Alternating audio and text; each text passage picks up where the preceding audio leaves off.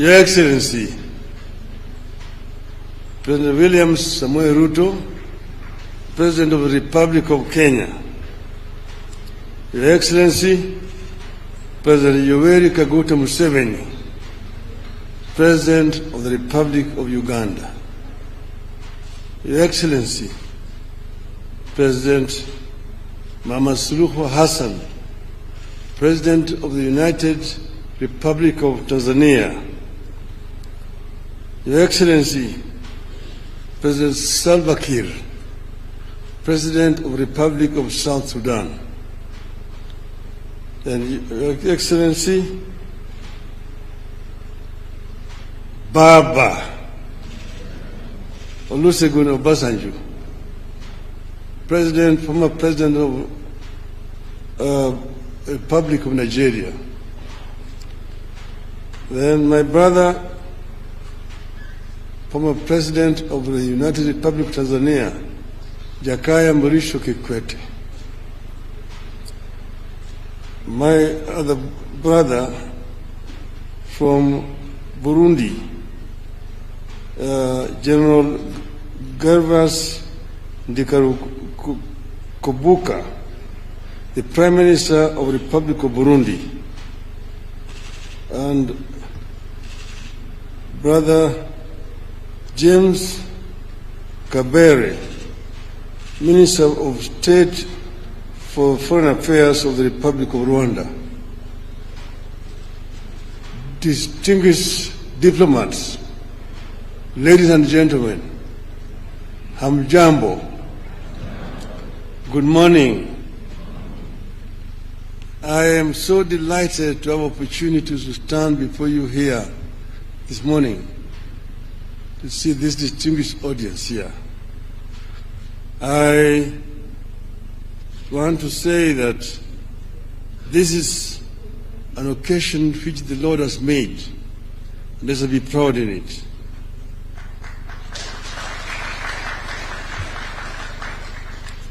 Today, I stand before you here as a candidate for the chairperson of the African Union Commission. I'm personally encouraged and humbled by the collective support for my country and the Eastern African region. The official unveiling of my candidacy as Kenya's nominee for the chairmanship of the African Union Commission is a major impetus and milestone in my bid. And I'm so happy that my brothers and sisters have taken time to come and be here physically and personally today.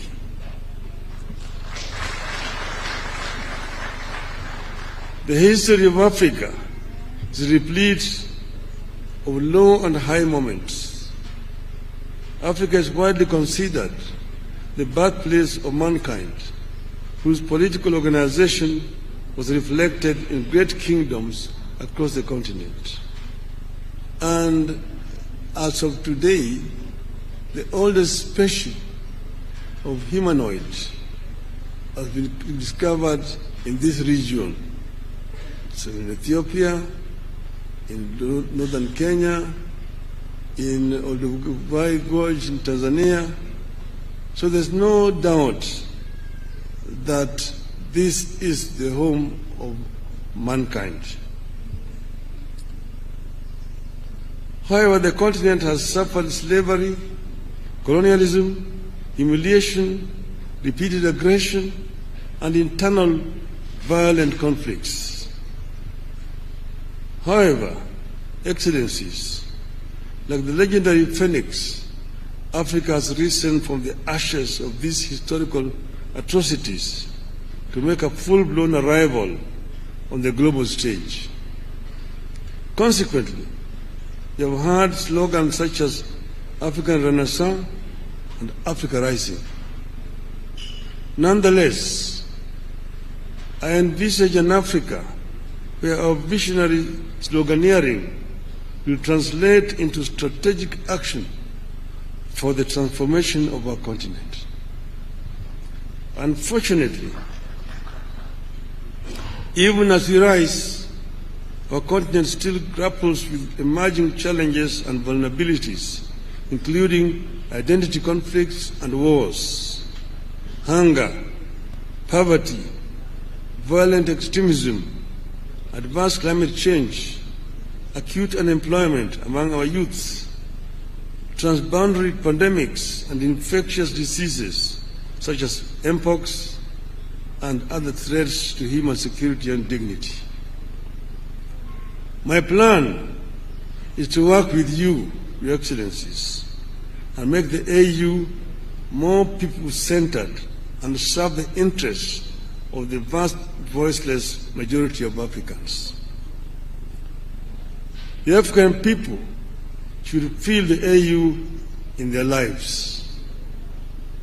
Excellencies, if elected chairman, I propose to utilize the transition period to critically analyze the existing proposals for reforms and building capacity of the AU Commission. The ultimate aim is to follow up on the implementation of the reports so far formulated. Certainly, the story of Africa is not all gloom and doom. Thanks to the work Your Excellencies are doing, Africa has been on an upward and positive trajectory in recent years. In February, the African Development Bank reported that Africa will account for 11 of the world's 20 fastest growing economies this year. The continent is set to remain the second fastest growing region after Asia. I deeply appreciate your efforts in restoring hope on the continent, and it is my wish to have a chance to complement your efforts as AU Chairperson. Excellencies, throughout my leadership and service to the public, I have noted the significance of defining strategic goals and appreciating the influence of political dynamics on the outcomes of these goals. So decision-making must be backed by a balance between policy and geopolitics. I plan to work with you, Your Excellencies, to integrate this continent. We are one people who unfortunately are trying too hard to separate from each other.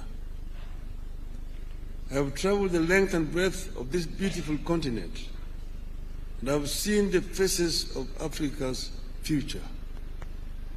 I was involved in peace negotiations in Burundi with Marimu Nyerere.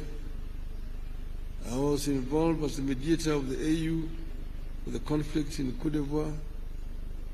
I was involved in Mozambique.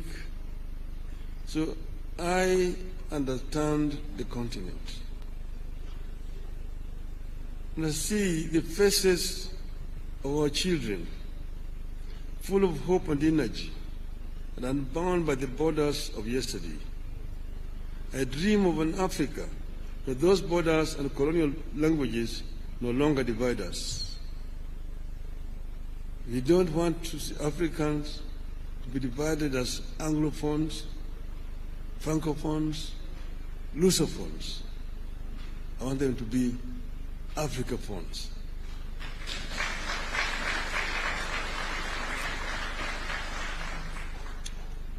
From the hills of Kenya to the deserts of Sahara and the Kalahari, from the lakes of Great Rift to the rainforests of Central Africa, from Indian Ocean to the Atlantic, Africans must be one. Its resilience and hope for a bright future transmitted to our young people. Excellencies, ladies and gentlemen, my selection to be Kenya's candidate is not about one man's ambition, but an African's journey to serve the motherland. Indeed, I plan to constitute my cabinet of chairpersons with a continental outlook. I'm grateful that friends and eminent persons across Africa have volunteered to engage in my campaigns from the West, North, South, Central, and of course, Eastern Africa. Excellencies, I'm ready to serve. My heart is ready and my hands are steady, and with your support, I shall get the opportunity to be of service to Africa, the cradle of mankind. I am made in Eastern Africa for Africa. I have said that I'm an Afro-optimist as opposed to Afro-pessimist.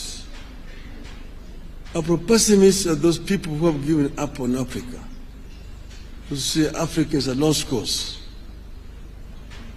a wasted continent. But Afro-optimists are those people who believe in African development, that Africa can be developed with the efforts of the African people. This is what I believe in. I have come from the school that believes in the efforts of the founding fathers of our continent, those who were visionary, who envisioned an Africa that was united. Kwame Nkrumah, Ahmed Sekou Toure, Gamal Abdel Nasser, the late Emperor Haile Selassie, Jomo Kenyatta, Jaramogi Oginga Odinga, Mwalimu Julius Kambarage Nyerere, Kenneth Kaunda. Those were some of the founding fathers of our continent, who believed that Africa will only develop if it is united. Nkrumah said that Africa must unite or perish. That is the school of which I'm coming. To be able to realize the dreams of the founding fathers, first we need peace on the continent. In 2013, they talked of silencing the guns. But in 2024, the guns are not silent on the continent. We will work to ensure that guns are silent so that we can be able to have a peaceful development. Secondly, Africa is a victim of climate change. Africa today suffers from twin disasters: droughts and floods on the continent. Yet Africa has emitted very little of the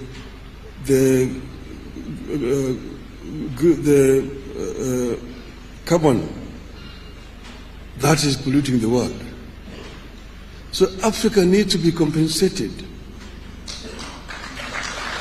But this will not come if Africa goes to negotiate as individual countries.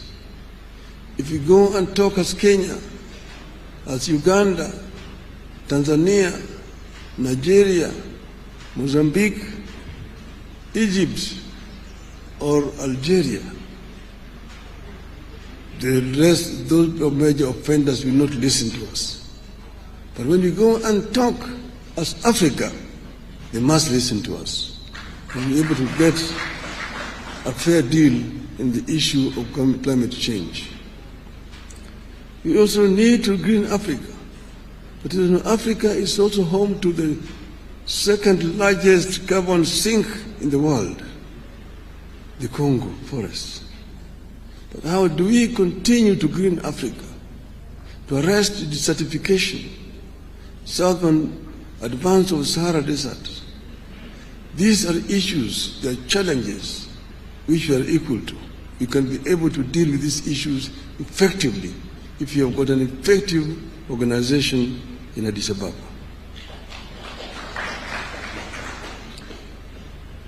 African youth today drown in the Mediterranean, trying to get to greener pastures in Europe. It's a shame. We must arrest this trend and ensure that we create a conducive environment within the continent here, that this youth will not have to flee to go to Europe. And this will only happen if Africa works together as a united continent. We know that Africa is one of the richest continents on planet Earth. It is a paradox. The richest continent is also the poorest in terms of living conditions of its people. This we must put to rest. We should not continue to blame those other people who have exploited the continent. We have the ability to reverse this trend and get Africa moving forward again. Therefore, we need to be able to ensure that Africa uses the resources that it has effectively. We need also to ensure that Africa also trades with itself. Africa is wasting a lot of time searching for markets where they put very unequal terms to our goods coming from Africa. The inter-African trade today stands at only 15%. Inter-European trade stands at 70%. Inter-Asian trade stands at 60%. Even inter-South American trade stands at 35%. We need to ensure that Africa trades more with itself. We need to address the constraining factors. One, the non-tariff barriers which have been imposed by other African countries against goods from neighboring countries. More importantly, we need to address the issue of infrastructure development in the continent that will make it easier for African countries to trade with each other. I have been the High Representative of African Union on the issue of infrastructure. So I know the major challenges that Africa faces in the issue of infrastructure. The trans-African highways, the Cape to Cairo, the Tunis to Cape, the Dakar through Khartoum to Djibouti, the Dakar, Lagos to Mombasa, the Beira to Lobito and Walvis Bay, the high-speed railway networks in the continent, those are issues that require to be dealt with. The Lapset, the Lamu Port, South Sudan, Ethiopia, that will continue through Bangui and go all the way to the Cameroon port of Kribi, creating a land bridge that links the Atlantic Ocean and Indian Ocean and opening up the interior landlocked countries within the continent. These are some of the issues that can be dealt with and we'll deal with. Then connecting Africa through high-speed fiber optic network.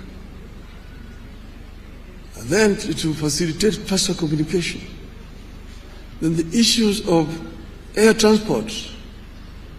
Air transport is a major challenge in the continent. We were talking about open skies to make air transport easier. Today, traveling across the continent is too expensive.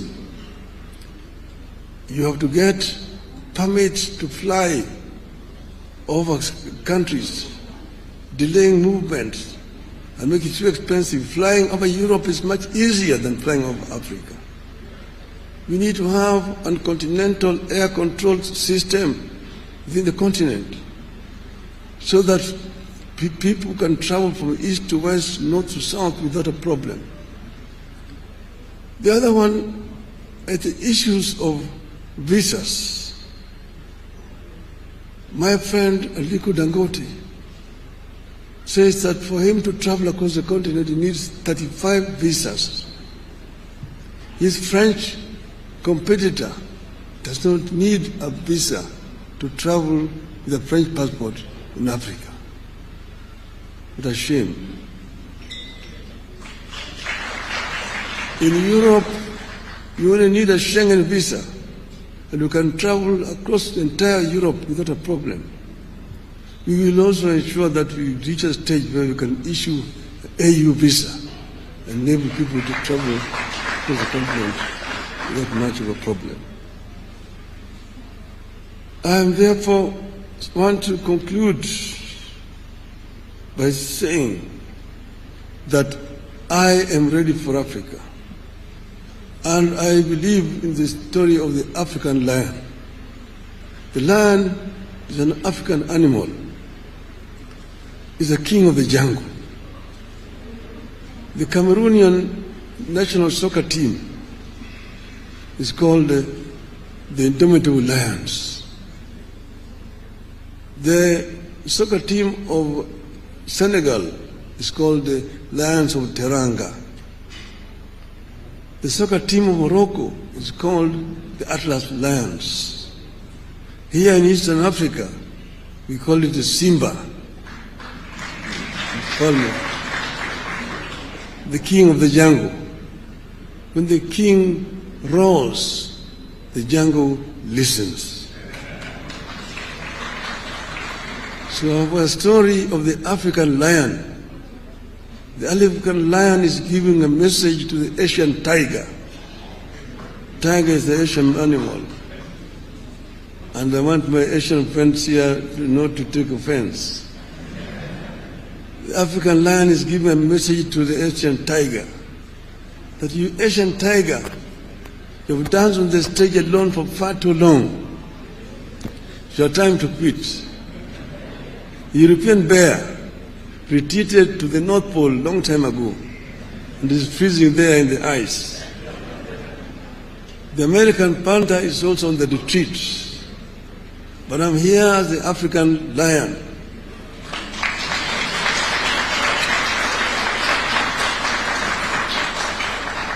I've been asleep in the jungles of the Congo, but now I'm awake and I'm sitting on African gold.